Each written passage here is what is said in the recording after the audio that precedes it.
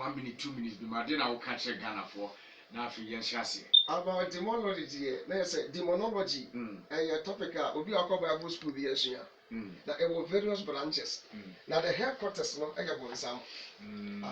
on na eputa on the headmaster about demons na ansani ever said my dear as never says us my for one fire me nko aso my God ye nyankopon wo a wo ya hene mo hene gracious to me nyina ewura Jesus wo wo je hene no ahin sem fata wo kama fo ne ya banka sia wo na wo hwe yan kwan ya kra so wo boye ho ban na wasale na wo tefo fo aka ba ye my God and so wo bie pon ma ya ma wo ma ya betena ha de wo no asem a ye nkwaje asem na ye yira ani nkunimdie ne ebre ne ya ba awurade ye serew ye de tiefo nyina ahye wo nsa awurade ma akoma bia emrase na ma wasemi entakoma so ma asemi nwura adwene mu ensane nipa mfiri wo hawo ne abebese mu eni awreho ne apnesi mfiri wo ma so ensa yade empa efa ahodie emfa wogye ne nkunimdie mbra wo ma ye de wasem no ba no so hye wo nsa ma wo nkonkora ho wode ne mfa ye mu na se de wode adom ye no ne ye kana sa pepepe na atiefo nya so mfa so ne nhyɛ Jesus en monyam ye da wase awurade se wode nkunima ma ye ewo Jesus Christ wodi mu amen about demonology especially Ghana ha yet your third regions in on some of baby or you shoot the whole nation na regions be what it once I was study already northern region are violent so what's the violent somewhere you send Piet with the Kumba it's your kind of us operating and now by a certain sector no so a kind of us use your a quite of us who use your was and say, I didn't know how more. Oh, yeah, what would name Sadia we as soon as what the Musu Babel, but one something soon soon now. But I know what pen over the Yasadia, and your team will be now for operating our the Yasadia. So we are coming to study something about demonology. A quite our home one name, a person who shoot a be passaya upon some the church. It's your cousin demons are rebellion angels. Rebellion angels are when some omoya bofo we ya bebo are they rebel against God and when you make casting woman including Lucifer eto omo tira sase we say so one you pray when demons formerly they were angels now from ya dress ya be pam ya me free na konya so adi ade no and ya meto omo go sase we say so it will be some about demons demons na nkasa omo master any bonsam and ya two woman no ya bofo and ya two na be go sase we say so they are no more angels but they are demons ya just say demons na wo ho oh okay demons wo pa na omo pa sase we say so no ebi betra anuam ebi betra homam ebi betra amuwam ebi titi nipam ono titi nipam na ya baifo no eti abuwa bi wo ho no a ya abuwa wasase we say so but bonsam na operate no etu anatu abonsam yusu omo de ye niyema te se apan emuwa bi te se kwakwa do bi emuwa bi te se mpete emuwa bi te se mpatuo bonsam yusu samwa no anatu da bia de di bode e di nsem one da bia I see awo woni ade na za demons ya kai kwan be na mo fa so ye adwuma kwan ya ahomone e fa so e ye adwuma no se womo yusu enipa ene muwa ene de se yade se what ya se obi a waye ya boa bi anim se ye wo muwa bi wo ha wo no motifie na so anyo wo mfifie ono ma wo ha wo beba eti krama akura se ho woni timi buna no obi obehia no bi obeka no o kare bia so de yare ama no enkra ye wo muwa bi kura te sem ponchi abonsam et awon woni tete sam wo de ese yade aye wo nipa enipa so awon woni ti wo mu a o mo se yade a te se o se yade a wo nyere ho o se yade a wo nyere ho ya na ye ka bayi a Africa ye dia training na kwesi se obi a ori nipa na mko na ebe ifu ana wotukọ no moja e no ebe ifu let me tell you one secret se we driver ni kra na wutie m na obi atoka de ama se fa ye adwuma na ka se factory passengers no ututu seat no se o de twin ya wo ye ebe ifu just wo so bofo ne bonsam de sprinter obi atọ brain ni odi ama wo no what to seat na go ba bi na de ka de twin ya so say ya just we ye safe for when we are home money ankasa we are team we are bofo ada na what sa what ya say ya o say ya kasa obi word mo we graduate pa office bi a what ye no boni a wo dini say ade bia na ye be tro say intro 200 no block sure so de say no so be akire we are bofo we are bayifo say what ya say ana duane ni pa be asem yansa enan wo so mu di no won ko ba akofo timi tra sa wo di say duane na so a ho money ti wo sika wo say wo tin say ni pa be say 100 eche yɛde kyɛm wɔ maabu no nyinaa nya bie no opposition no wakɔnwa nti no wotumi tam sika ne na kɔgu account so mu a wɔn nso ɔbɛyifoɔ eti demons no operate 24 hours wɔde kwan yɛ wɔn nam so operate ne sɛ wɔn fa enipa so ɛna yɛ bɔne ma nipa ho kyerɛ yɛn ɛwɔ saase wɔ esiri so sɛ wɔte aseɛ aha na kyerɛ sɛ demons no wɔ hɔ wɔn wɔ hɔ wɔn operate wɔn operate na mu kwan yɛ wɔn fa so operate so wɔn wɔn fa fa nipa mu ɛna yɛ bɔne ɛyɛ bɔne paa ɛyɛ bɔne paa tia nipa ma. na ɛnna ma mi musa sɛ saa demons a yɛka wɔn ho asɛm yi wɔn mission paa wɔ asase their mission is to kill to destroy their mission bɔnsam ɔnya de papa da even the process also kɔde sakawa na so kɔkɔ esi kaduro a sɛ adeɛ bɛtumi aka to sɛ bɔnsam bɛma wo mobile phone no wagye wo laptop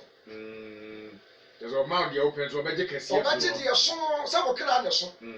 sɛ wate aseɛ ɔbɛgye wo kra ana wo kra nso yɛmfa nto sika ho ɔkra yɛmfa nto aduane ho yɛmfa nto aduapadeɛ bi ho wowɔ dan a yɛaboro sɛ ɛtoa so bɛsɛ 50 maako bɛsɛ 200 kora na wo na ayɛ efie wura a meka kyerɛ sɛ wo kra na atuo mu no ɛso nso sɛ sɛ aduapadeɛ no eti bɔnsam nkyadeɛ kwa Satan has no free gift eti the mission na say he came to destroy he came to kill and to destroy on mission no eti me na wo kasa na dwi obi wɔ hɔ no ɔbɛfa de Wellington boot ahyɛ ne overall ate asim anadwi ya ebuga bɔne a wokɔdi obetuo nante wiem akɔdi bɔne abaifo timi to free ase from Africa to Asia to Europe to America ama obi a wa struggle anya visa ade akɔtena mbotie no yakɔ bɔne fam akɔ bu n'anim ase akɔ sɛ ne dwapadeɛ na ɔma sɛ etu aba homakye aba bɛda their mission is to destroy na ɛnɛ sɛ sanete na ɔmo wɔ hɔ a ɔmo di dwuma yi no ɛkwan bɛ na obi bɛfa so adi ɔmo so nkoni to be able to defeat devil no to be able to defeat devil no and Revelation chapter 12 verse 7 yɛhwɛ adeɛ wɔ hɔ no to be able to defeat the devil no yɛhwɛ adeɛ wɔ Revelation 12:7 deɛ Bible ka yɛ Revelation chapter 12 verse 7 ɔsɔfo mo yɛnkɔ ɛdin sɛ mɛti dum yɛn ntɛmɔ yɛn so yɛnkɔ na wɔko ɛba wɔ so ɔko ba soro Michael na bɔfo Mike yɛn na bɔfo to ɔtweaseɛ no so sa na wɔne ne ko yɛ ɔde bɔnsam ko yɛ ɔtweaseɛ na bɔfo ne ko yɛ ana ɔtweaseɛ ne angels a owi a wɔn no ɛne nyame ma no bɛko yɛ na wɔntumi wɔn nanso bɔnsam na bɔfo no ntumi nyame nanso wɔanya wɔ kwan wɔ soro na bra sɛ Mike yɛn na bɔfo de fiti Lucifer no na bɔfo no nya kora soro bio na wɔtu ɔtweaseɛ no so ane yɛ pam bɔnsam ɔwɔ dadaa no ane ɔwɔ dadaa a ɔfrɛ no a ɔbɔnsam yɛfrɛ no bɔnsam ɛne Satan ane Satan no deɛ ɔdaadaa ma ma ɔdaadaa nyinaa wiase amaama nyina no ɔtu no firi yɛato wɔkyerɛ ne firi so atwene ɛwɔ asase ɛwɔ so asase yi so ɔto n'abɔfoɔ kan ana abɔfoɔ no ɔmoyɛ rebellion angels ɔmo kɔdi n'akyiri yɛpam ɔmo nyinaa bɛgu asase wei se so ɛno na metee ne kɛseɛ bi wɔ soro sɛ na John sɛ wɔtee ne wɔ soro sɛ afei afei nkwagyeɛ tumi ɛne ɛne ahennie ahennie yɛ nyankopɔn ayɛ Nyankopɔn dea na ahoɔden na ahoɔden ayɛ Kristo no ayɛ Kristo ne dea ɛfiri sɛ ɛfiri sɛ wato yɛn nua ɔno totofoɔ no atwene obi a wɔtoto nipa no ɛwɔ nipa nim gye nipa akyiri nkɔnkɔnsa kasa no a ɛnim to nipa so bi ayɛ bɔnsam na saa na bɔnsam de to heaven odi atoro to nipa so na saa yɛ abɔfoɔ ne Nyankopɔn ntɛm etu wɔsi yɛato yɛn nua no totofoɔ no atwene ɔno na ɔtoto wɔn ano na ɛwɔ wɔn yɛn na toto nyankopɔn anim awia abɔfoɔ ne no anadwo da biara anadwo da biara kai na wɔn ɛna wɔnam oguama no mogya ne wɔn adanse asɛm no so adi ne so nkonim na obi biara a kwasi ebusa nansa ne ye Revelation 12:10 verse 11 verse 11 Yes. wɔsi wɔn a wɔnam oguama ne mogya ɛne na danse sɛm soɔ no Ɛdi ne so nkonim. wɔsɛɛfoɔ no so nkonim eti asɛm bɛtumi di di ma obi so nkonim no first aso ɔdi Nyankopɔn asɛm ɛyɛ adwuma na wɔgye Yesu Kristo di fa ne sɛ wɔkra no wɔte nkwa ado ho bata Nyame asɛm yie na wɔyɛ nipa bi a wɔyɛ prayerful obi a wɔyɛ prayerful na wɔbɔ mpa yie papaapa na wɔdi Nyame asɛm so na wɔfa Yesu Kristo sɛ ne kra ne nate nkwa na ne mpa ya wɔbɔ no ana wɔkuta kwankyerɛ bi a ɛntene epia mpaebɔ no saa nipa no ɛntene sɛ bɔnsam bɛtumi asɛe no etu mu sɛ abɛkɔsen no sɛ ɔbɛda di bɔnsam so a obi a okura Nyankopɔn asɛm na wɔbɔ Nyame mpaeɛ na wɔgye Yesu Kristo odi afɔ ne sɛ ne kra ne nate nkwa ekuta mpaebɔ ne akwankyerɛ bi wɔtene no ɛbɛda sɛ bɔnsam bɛtumi asɛe nadeɛ I see. Eti kyerɛ sɛ wohia mpayɛ mpaeɛ mu wohia wɔtene Nyankopɔn asɛm ɛno ti na ma yɛto nifa yɛto nsa ɛnyɛ darase nkoa ne yɛresa ne yɛ ne ho wonya wura atan wɔ Nyame sɛ wɔyɛka ne hɔ no ɛnten sɛ ɔbɛte bi wɔ sɔre pii mu yɛka Nyame asɛm yɛka ne fikɔ ɛna ne kyerɛ nipa because without Nyame asɛm no deɛ ɔbɛyɛ bie no wɔbɛyɛ yie without Nyame asɛm no because akwankyerɛ bi a wɔsase wɔ esi esu bia no Nyame asɛm de pusi no Nyame asɛm sɛ woyɛ nipa a wopɛ mpaebɔ paa na mpɛ Nyame asɛm mpaebɔ nyinaa bɔ tubu obi won mo kan nyame asem ya do de asem ya dwuma na so wo mpa ye kro nyame hyira no etu ba ye kan nyame asem kyerɛ wo a kyerɛ wo kwan ya mfa so a de won nsam ntimi nya won sɛ wo ansa de bo mpa ya ma wo kwan kyerɛ ankom se won ma dia ta kyerɛ sɛ kokoyese jedara si we ka ho na wo nyame nam sa mpa bo a wo bɔ ne akwan kyerɛ no ɛne nyame asem na watie no so ebe mo ye nkunimdefo wo nyame hyira ye na mesa musa we say no kwan be ne nam so a obi betimi abeda ne demon say timi ka say we do a demon demon timi ye adwuma obi boma den na obi timi kwan be ne fa so obi beda ne demon say obi ababa ye demon na say nipa no ye nipa bi a okuta the spirit of enviness obi ana ni brady the spirit of envy so what you say enviness obi ana ni brady bia no enche no nya homobone ade bi obehu wiase bia na ni bre the platform phone o plan radio wani mo chair no etu bo se ni break kokko onya distance bi bo wiase aforo no say ni pa no woni tini mu so what you say e kwan ya fa so benya demon no ba ko aye selfishness aka no ko na kade bi o wiase bia no no so de kura pese min kumnya ade bi a wasase we se su bia e ka no ko na ka ne dia ade bi e kokko ni obi asem bia no ye papa o de ba no sem wo ye selfishness eti ma anya ba yi ana obi a o ye greedy bibia ni asase we se so no o ye greedy na ni brade ni jina na what say ahon na etime tina wo ana obi a wo do wiase e wiase atimi wo do wiase yankasa otim se wa do wiase ma wiase ewura no etinyam sama ye ka obi won ma wontie da do wiase o do wiase ni mu niema e wiase na hwia no tese e ka no ko na ka wiase na watie no wo ni ho what say ahon na etime nya kwa hwisu ana o ya de yanye mame samusa we say ejisi ano beda ni mahu se bia mantemu a mete adwuma a mewom ana mpo asori a mewom ana bibi no ebe ne mahu se nipa we we ye demon ade abako a obetime dia discover obi a owo demon no eye honhom asebunti ase nyame na biye wani se what ya se wa we be di so ba je ye sunsun asem ana obi aso no wa wo boy for no ma no so what ya se every prayer ya tiko yi won se wa wani twa se bi ne wasase ye no mo wi e so ko kan na buafu ama na no nyina ama wo ti se ne bi ya ne se nyina akere se wo ye joshi so what ya se wo ti se wo say so ko kan na buafu se bi ne wi ya wo dum ya ba say wo nsu wo se ne buafu brother se nya se na wo te se de nsa ya wo nti wo nyae na ne buafu ba ke kana dua akere wo so what ya se enti obi ekuta wo mboni a jinse ni pana na mo betima to na mu asema na bi mutu akoka ana akura akoka se ni paso mesibe mo se wo ba yi ana na buafu abia ntini mu obetima sama akura akọ ta na yefie se wo bode ba yi enso wo a wonam no nim so wo ba yi chinsum bitini mu a wo bofo a efie enkoso nyinara e maba wa ye kwawade ane asa ba fie no no le nsa bone no emranti egufie adane akromfo nyinara o na edi sa bone no tibi koton sa ene wiase akọ no ho ne ba tire ni pam aba maba wo beti fie asase wese so a just apart from jantra no money yadwuma bia ye bio because ya cast spell be ne ate ato won so a ye rusu won say won enti ansa na betima discover se obi aye bayifo no aso kuta mpai bo enu wote ne nyame yasem anu nti nyame ya che akwankyere bia ho ye kuta herbal soap bi ya ye na se o rusu sa de na within about 1 month no every be wani I am telling you the gospel truth moment abe jore samina na beto aso na be bom mpai be fa nyame yasem no I might be deep for a prophet or a prophetess on your own. I would have one more was a Yahoo be winning, Yami be winning. The other time I catch the Obia say, Obia would see me out rainbow. So a person would discover the other was soon sooner, or Baba Daya for pregnancy and Sumyase. They can't be free. So one yet in young one of the pregnancy, if you have a pregnancy. So Uber say, woman, you may cost more bush. Pastor Sumyas never Bible cover another. Everybody over just kwa kosunsumu it is like friends say shop na ya no braka say ani nua ahodo a metimi mu bodin ye wonua bi e wo wura ye fera ho machem utwam sesi ane moje ba enye is so benya say bia no eto mo ko deep forest e no kopa sa de no aho machem na haraban ana wodi ya ba braka say nyanya emme ane akokọ mesa sasramansa ane tamu yewu ane friends say esubonten so aban ukọ river na say nsu e friends say lake ya na e wo ha ba bia de say nsu no so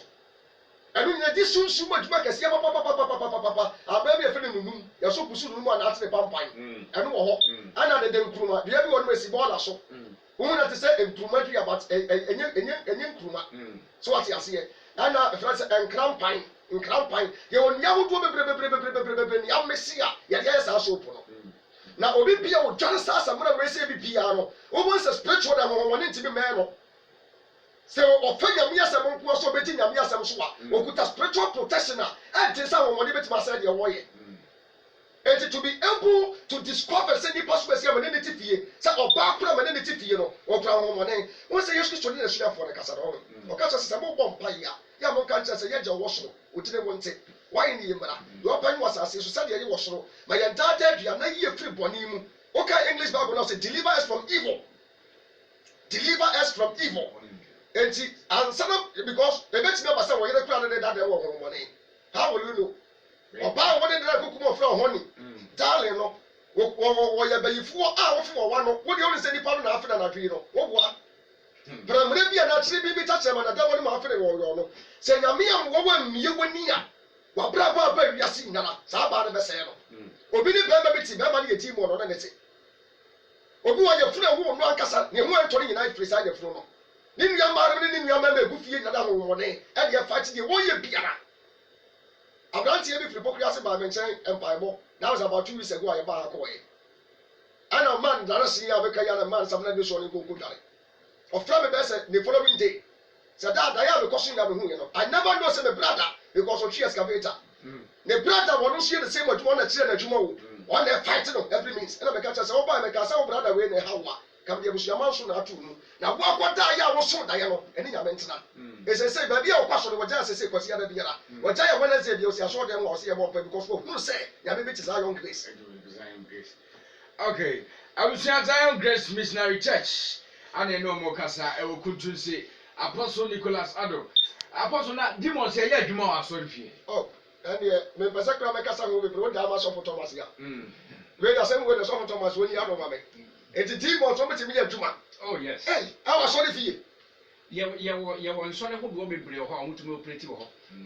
yɛ nsɔre bi wɔ hɔ a wobɛtumi operate ba yɛ Zion Grace zan sɛ nipa akyini kakra sɛka sɛ yɛkyini a yɛakokɔ nsɔre ansa na yɛbɛpia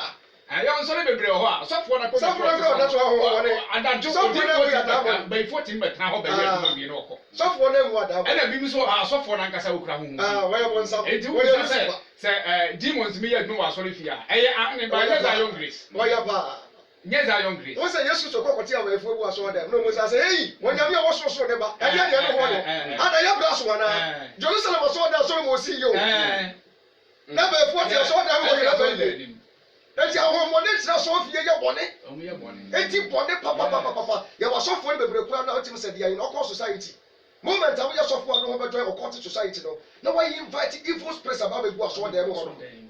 eti evil spirits na ewi ni sọ̀sọ̀ ma wọn na sọsọ mo ba ni nyinaa fira ọmọnì mu ayi ata sẹ baako kura ni wọ́n nyame de ya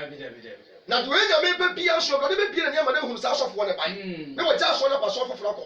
so ɔyɛ nkwagye ba nko adi a eti ɔmo majority of churches a safoɔ na deda no ne nyinaa most ayi na cultic society a wɔn yɛ ahohom wɔn yɛ sɔfoɔ a wɔn yɛ nsɛnkyerɛ saa na Revelation 16 ka wɔn ho nsɛm they are demons. Okay Apostle ma mi nfiri ɔnam nsa musa wei sɛ yɛ ba hɔ a uyisu hahama ɛna sayare pa sɛ ne tie ka bibi kakra kyerɛ about herbals a ya ilusu no Yesu Kristo ɛnum pɛyin Bible no ɛka ne pɛyin sɛ dua biara a mo bɛhunu no sɛ ɛso aba a yɛdi nko ade a na haba sayare ɛna aduro bia wɔsase wɔ esi bia mo ne drug store ana so bɛhunu sɛ bia go hospital de yɛ adwuma no ɛyɛ haban mu yɛ ifira na adua mu aduro bia sase wɔ esi yɛde bɔ injection sɛ yɛ tablet ana pills yɛ rusu hospital na drug store biara edua bi abona anase dua bi ahaban the main reason why you ana hama na yɛ rusu no ɛyɛ ni nyinara ɛde yɛdi kɔ yɛ mu because yɛ dua bi wɔ ma yɛ fɛ no apia yɛ wɔ de kodi ente na bɛbɔ apia yɛ wɔ dua bi wɔ fɛ no nsa so no wɔ yɛ menim de ente ɔbɔ nsa so no yɛ ni but ɛka wo nipa bi a hɔ bɛyera wo sɛ wate aseɛ enti yɛ wɔ dua bi a ne reason tie na bɛbɔ yɛ wɔ dua bi a yɛ wɔ haban bi te sɛ nim tree so obi nya malaria na sɛ serious wa me nwa me posa na saa na me de anka twadeɛ lemon ayan kuru nkuru aketenkete ne bi no na de afrem o de frem wa ɔmo so de sɛ ya no so ne so na onom with that day na onom ko wi the following day onom typhoid and as jaundice ni betu ayira na onom on the opposite the sa no onom area wa haba bi e was asu we say so friend time yewu aha se wo tro obi de wo kana wo tro ni din flagu time yewu so ye wo sa wa ye kan na obi sa mo no na de ase wo kan na de ase wo na de wo de wo ka ba bi o so ni pani din keke egu time yewu ha ba so wo time yewu dia haba ni din no so ni pani din story party for that pen and the story party now we are some de be kan kire wo because me catch na wo wi ade be di bone wo be di ewu because asem bia wo be ka bia no e be nya nsusuaso wo ni pa no so wo fa wo sika mbra wo be wu ya de e ba to na ma de e ba to no enya sem ketwa eti ha ben bia wo sase we se su bia no e wo for a reason because ya bo bi dua ma na se atatai na na furu kura mo no a ya wa ha ba de dan dua mo no moment o de be sere ni pedua ni na o be dware ya no na de na dua na dane because ya kaso bi ato obi adu a ha ba na bi ato na du eti ya de ha ba no ano ya se ba bi a hyehyira bo no e wa ne sa no eti ya de ya hoto say spiritual sicknesses say ya wo how bay say ya de bay say ya ma de bay Zion Grace we are dealing with those things over there because so far no ya ba radio so pedi ba nyame afa so nya ya sa o mensem no omo do so ya ba even radio so just 3 months no ni po ma nya ya sa wadan no I can't even count their numbers aside that omo so nya ma radio so radio afia so ase omo ya ye bebre so what you see once about tourists near bari na mranche bi eduke ho sa things were very tough and very difficult a true prayer and direction and the word of God ba ko ya do time office ana ba ko so e Mr. KK the flower no so e manage the company ni juma no a na mesa wo so a they see visions and they carry the word of God very soon they have to go to Bible school and become pastors because na mesa wo so it's ya na mo eno mutu na mo say ya eno mo ko ba say ya no they are also studying the word now through that no ya ko ponsa aba wo so a they see visions and some be o can be aso them say me so that say na bam me so that say na bam no it means God is going to use them Abusua I don't know Zion Grace Mondays be 9 to 10 preaching. Nyame adoma apostle. Nyame adoma o chere Tuesday ya chance for counseling. Counseling. Chance for counseling. Okay. The very reason why chance for counseling no dey bring ho no mu a ya oba sori o pe so obi be mu no. So what you say? Won say oba no a okoto Yesu so wo so bura no na wo John 4 no. Ma me dey take we say that's the right time amenya Yesu. I will be any. Obi any wo because na amenya sam pamfo so do so no. Okodi Yesu ase enkrofo be guru no. Hey, ase wo tun tutu ni ba fi akọ. O ma pam no be guru ani mu ase. It was the 10 year when Yesu so be bi akọkọtena. And wo fa gallon say wo ye no so okọ nsuo. A okuta de kula okọ. It was quite to Yesu. That was the right time Yesu so no hwe ma me. It is chance for counseling. Na nipa no aba. Na di nkomo one on one. Odi Yesu anie. Na thank God say obi ba ye ni mu ho. Ye me nipa ne nka na sem o. Yesu su ti ase ye bom paye. Ye bom paye na wo no ne ma wo nam a etete wo ha wo no. Na ye la bie so akyere wo. O se da no kyere me nam. Ni ate say kokko yese. And people are doing it and calling me say come mama. I friend start dance here. There was a certain lady oba so rekwa no. O se onima de kodi a wa ya ewiase oba ye no. Be ma bia ne kyere no ne jan. Be ma bia ne kyere ate cry 1 month. And I'm saying my dear kwa kuma to ye me bom paye. We go to the Tria Mountains and I move in the buy. Oh, tell me for the swap on Paya from Ponua, not that any empire won't go at all that once. You do. Yeah, the Bobby True saw them direction. And when I saw them on the Papa Biba was say, that was yes, was Papa Basso Basso Baby who had me to buy. I go America, I was in Yamiakasa, Wakuma told him. Yet see Pia, what will be true. Once a radiating Kasa say who from on the Baba your money and commerce and the car party. I went to me simple all the way from America say, well, Ghana, when your baby now, when your baby, your mother, when your baby, I said, whoa, I don't come to the car back. Says Papa and your son so Munquadia. So long as I have put the Kaka and Quadia, almost all over. I said, date is the ending of this month, on my young Wadia, and Uncle A. Popote Kata. Yes. To say. BBS on course. Yeah. It's what say chance for counseling. It is will be power here. But chance for counseling say what you want to say. Ya give me that so man be so no so. Obu su ya be so na ya ye ne sika to na mo na bra of war. The person go make out na da. It's no be buy and say ye ntwa bo ma no. Ye nye bi kura da. Na mo radio program aye ya. Ye bu sasa say na betimi dia bo bie. Na de onya me dia tell ne yeso enfoma ho. ya fama so bi ya tuma ne ne yie obi so bi bu na sai ya saa ye soap ya ka wo asem onu ampa na tasem na ampa tole soap bi ya wo pe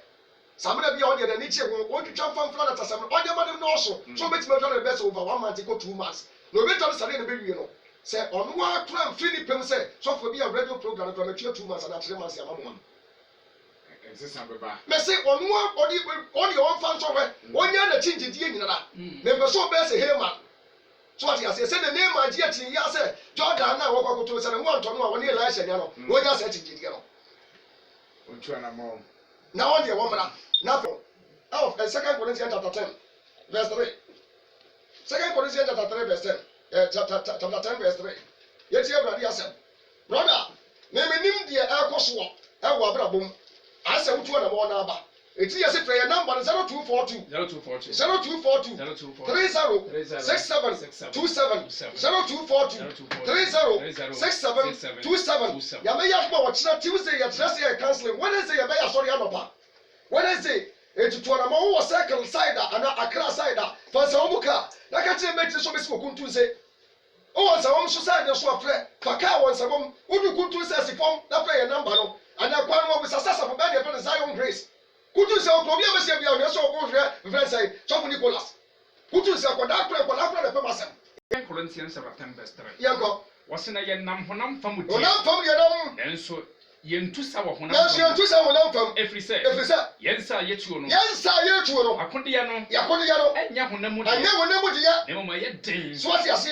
yensa yetu awasase we se soro ya na honam mu ane ma ye hunu nya ye na ehunu obi a bawuni bia nipa na namasase so obi a bawuni bia we nipa ati so be usabai fo na akura no but brother ente sa anya wona no mutifie ina na nipa anya wona no mu wajum ina na nipa anya mu ina ya no to nsadi ina na nipa ya woni pem won wa sunshuma tini no so wona to nsadi di nya wa bra wa pem woni ne to nsadi di e wa wo krom e di made ya che wa bra wa si your baby won ma bra ma so wona ho ka no ade ne da made ya che wa bra bo asi anya ma nyina de ya ho ka won anya ma nyina de ya no twem prada sita wutia bia so o metie ma sem papa yi no ma sem ma be ka tiri atowasum no mo ani abre no fanya bia sem ma be ka tiri o de mura yi a sister ade baba sasa Bible si anda mo nan fam o na so ye ntusa o nan fam what it Osmo for yanko efise yensa yetuo no akwa yanko no akodi ne nya honam de akodi ya no enya tuo enya sekai enya jan enya mbia enso ni nkuma enya sekai ko ni yanko na nya matire nso what it wasa yetuo ne nya honam de ya na mo ya dai nemum eye dene ewo nyankopon ewo nyame nim si yedi bedwiri epie kesi yedi bedwiri pie because nyame ma ya tumi a si amfansa bo nsam nyuma. God has given us authority and power to destroy the work of the devil. So I am calling you, sir. Sister, so many team and ya. My dear brother, so many team and then no one yet in here. Says I know so for me at the end. Brother, victory will be your portion. Yes. As I'm part of the country and then yes, I hear to know. And today, here in Trinity, I was supposed to say. What's more for Yanko? Edwardri, Cassia, and Yadri, Adjene. What you be a crown. Na ni nyame asem tie sie wate nyame ma ya tumi sie fa nwiri sa ne ma ni nyantu keka ba bo ne ka eni biribiara e kro a o maso eni ne onyankopon nim die nyame nim die de nyame ya plan de egu ho eni ne tie sie no nyame ya tumi sie fa sa ne ma no ya fa dwe nyina no mu ya fa dwe biara eni nyame ma die sie to mum eni ya se Kristo so eni ya sa ne ma ni na se Kristo Yesu nase aba Yesu atimu na mi na so here satan na ho bato but if your number na dia to dwaro eh 0242 30 67 27 na make mo some fan chiro adofo no amutie yin ne aye ka nyina ne se obonsam sai niema obonsam tumi sai niema obonsam tumi sai nipa abrabo obonsam udi nipa unenso onyankopon tumi epro tumi nyina so se we dwane ato awurade na ne aye kan ummu no se bi eya hohisem bi na obebu sai ye onyankopon asem na te bia wo mu bia emfa ho ne de ase akoduru woni beba ho so anwumre yi ne ya kasa yi ba yewfa medofo wabrabo enye se de tie no bia uda na Bible say owifo ne maji obewia ne wapu wase don't understand na hu say owifo a woka ne ho asem ne obi ase yi say asem wabonsam no woka na obonsam emma gese obewia ne wapu no wase obonsam ma bewia wo gyina wo dem TV nya no bonsam enye wo home theater no bonsam enye wo pa wo dash wo bonsam enye car ba ko wo to bonsam dem so bonsam ba abewia ne waku ne wasaye a ade ehia bonsam se wo kra na ehia no na wo kra no so before se ne se ba ka wo kra no yesi wo wia wa dwene ansa obonsam be wia wa dwene ye woni ba bebre wo ho a ye kokoti ye kura baaburu ye batonso ye ne mahodo bebre nanso obonsam wia won dada obonsam wia won me se me dofo obonsam betima mo take decision bia woni be ba ho so na niema nyina sɛ na niema nyina ka achi eniema nyina sɛ na niema nyina ka achi emfa ho ni sɛ na wotie bia sɛ wan so nyankopɔn sɛ mo yie no ama mpa ba noso wanam a wotu bia wa brabɔ mu a me dofo a wotie me woni be ba ho so na niema nyina ka achi na wotira ye mpa e be wie wasamado e be se titebere nim ebere wa hin David a wono no wɔyɛ wɔhene a wɔda Israel man no wɔnyankopɔn na asra nyɛ sɛ nipa na atu so no wɔnyame na enam odifo Samuel so Paul David so mo na ma yɛ wɔhene fama Israel man na mbese esu asɛm bi awɔ 1 Chronicles chapter 21 ne yɛ verse 1 de ba ɔsɛ ɔman no kan ne ho asotwe yankwae na Satan egyina tie Awurade Bible say brebi edream a Satan egyina etia Israel na opiapia David sɛ ana obonsam kro yɛ piapia David sɛ ɔnka ɔman no ɔnkɔ kan Israel man na David ka kyerɛ Yoab de na David ɛto sɛ frɛ ne sahene ne army commander a yɛfa ne Joab and the Bible say ɔka kyerɛ Joab sɛ monkɔ kan Israel monkɔ Israel fa na nyina monkɔ kan Israel mu ni ba nyina Emfiri Berseba ɛnkɔduru Dan abusuakuo ano na wombɛbua me medafo ni aya kan yi sɛ obi bɛ kan wɔ bi census ɛnyɛ bɔne wɔ Nyankopɔn ni sɛ yɛte wa ne yɛpɛ sɛ yɛkan wɔ man ne yɛhu nipa dodo a wɔ man Ghana kora yɛ bebree anka nyɛ bɔne wɔ Nyankopɔn ni nanso Bible sɛ ɛyɛ Satan ɛna piapia David sɛ ɔnkɔdu saa na mɔ no wɔfrɛ ne army commander ɛne nipa ɛka ho sɛ monkɔka Israel ɛmfiri Beersheba ɛnkɔpem Dan from southern ɛnkɔpem north yes yɛnkɔɛ na Joab ɛka sɛ enti Joab wɔ nipa ne ho ɛne ɔka kyerɛ wɔhene David sɛ Awurade nka ne man ho Onyankopɔn nkɔ so anka ne man ho sɛdeɛ ɔteɛ ɛmprɛ wɔ ha sɛdeɛ ɔmo tie yɛ Awurade nyɛ ne times 100 mewura wɔhene ɛnyɛ wɔn nyinaa na ɛnyɛ ɔmo nyinaa na ɛwɔ anim a wodi wɔn so Awurade ɔhene deɛ ɔpɛ sɛ menkɔ yɛ ɔman na da hɔ yi ɔmo ana wodi wɔn so hene yi adenti ɛna mewura ɔpɛ sɛ ɔkɔkan wɔ man do ɔkɔkan deɛ ayɛdeɛ bɛyi na wonnim sɛ wowia bɛyɛ asodeɛ deɛ ama ɔman Israel na Bible sɛ ɔhene asɛm na wɔka no tumi ɛwɔ mu nti na Joab yɛ ho hwɛ na nyɛ yie enti Bible sɛ Joab ma futuo di ma ɔhene David sɛ nka wɔnya deɛ wɔkɔyɛ me sɛ tie sɛ kan yɛ wɔbɛkan ɔman no ɛnyɛ bɔne wɔ Nyame anim sɛ nkyɛ Nyame mmara mu no Awurade nkyerɛ wɔ baabia sɛ wɔkan ɔman a wɔyɛ bɔne na mu ade yɛ tɛyɛ kyerɛ David de kan sɛ nso wɔhu ne ho sɛ wɔyɛ ɔhene ɔpɛ sɛ wɔhu no dɔm a wɔdi wɔn so na wɔtumi de ahoahoa ne ho sɛ me nso mewɔ nipa bɛyɛ sesɛi ɛna medi wɔn so atene wɔyi wɔ Nyankopɔn a wɔn na ɔyɛ Israel so difoɔ no afiri hɔ ɛpɛ sɛ ɔno ne yɛhunu sɛ wɔn na ɔdi ɔman Israel so atene yɛ tɛyɛ kyerɛ nti na ne nyinaa mu yɛ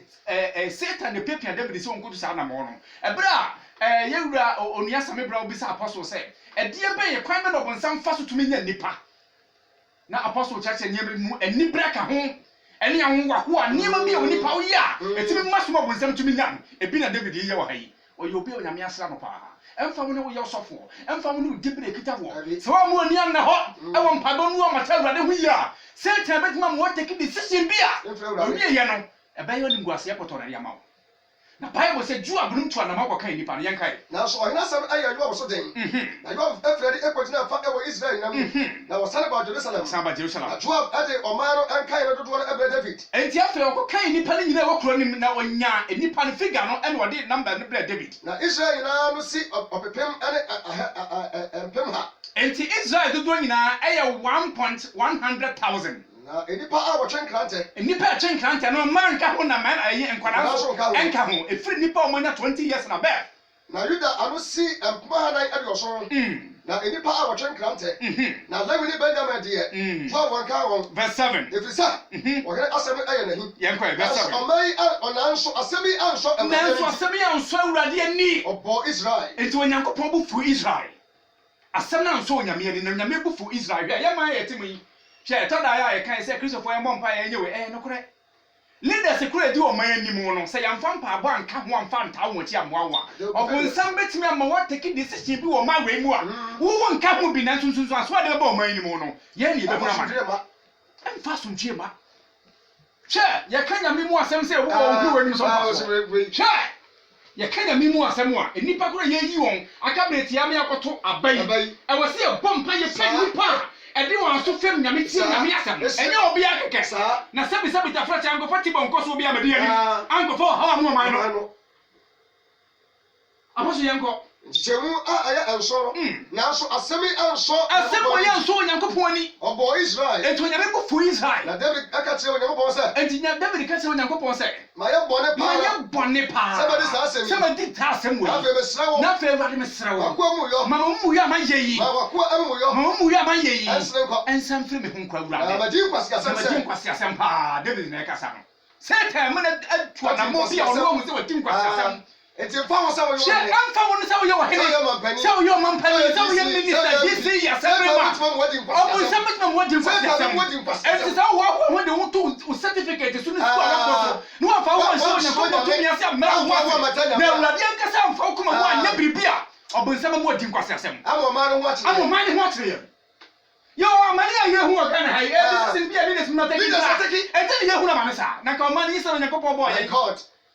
adi no Onyankopon fa nche ga for nyame shira so wa nye leaders papa mo ni wani aduma kuma no matuma Awurade no tie nyame kasa omani be hu na mane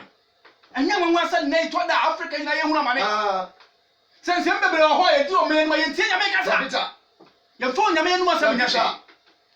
ni ya kama ni ya de bre ho a papa so ho na verse 12 chamani ya de bre ho ya chichemo ya dum yenu wose na sa enfie miensa akom no enti afa Onyankopon small di for God so na David nchen me kan kire ne sa me de nsam miensa na esi wani wan ka sa choose mu ba ko de ope ya ko enfie miensa kom wo sa me de enfie miensa kom na e ba o man ana so miensa dwane ana sa me mo dwane watamfo na so miensa watamfo krante watamfo krante atu wo atamfo ne krante be di wote 3 months ana sa me enfie miensa ana emra o ma we mu akombe to aso sa 3 years ana Awurade afuna ana se Onyankopon kasa free so de ne krante ana asa ne wayare dom edi wayare dom ebe ba o man ne mu de wan na o de Awurade to asa nipa ene Israel asia enyina mu o na afehwe asamko a memfa mensam no enti God wo di for the challenge no se David wa bu na kira na memfa nko Onyankopon de opa ne katra na memfa kira game David katra God David katra o di for God se won yen yam se asema wa kan de mu bia ne ho da fom ma menhwe Awurade asem ye ene se se na ba ya dia ene ma menhwe Nyankopon se na mo bro ho do so ma jene matamfo no abosoma miensa ana so de kom kase ebo man nim ene Onyankopon kasa so twe bi opa bia ono amu mfamara o ma menya matamfo anim se nipa tiri mo dene aposo yengo na jebo edu nan na Awurade ma oyare dom ba Israel enti Bible so Onyankopon do oyare dom kase pa ba Israel so na Israel ni mu ni pam na Israel mu ni pam pem na wuye adi osun hui nipa opidioson 70,000 ene hui David no ono yare bon ne ko wa hu bi ya leaders bebre ho ma ye bone o mu ti e mo ma ye hura ma o mu ti titi chati papa bi nom na ntiri me hu ene nipa hura ma ne bisa ko ensu aye e fa nipa e fa wo Ghana bisa ketwa leaders bi nom nti because of wrong decision yes ya punya me asam fa Onyankopon asam nya hwe ano ka ho na na obonsam anya kwan ne wo haye ti bone ka mo jabu nipa 70,000 ewu da no nyame bu fuye David yire ne ma angubi David fuofu angubi ono ankasa oye bone ne so angubi asoja fu akoye ye angubi ti ma mu fuo nipa e jere ye ho ye fuo ne bobrofo na da mu wuye so ba fu Awurade nhyira o amen ti e ka se tie fu se wa bibie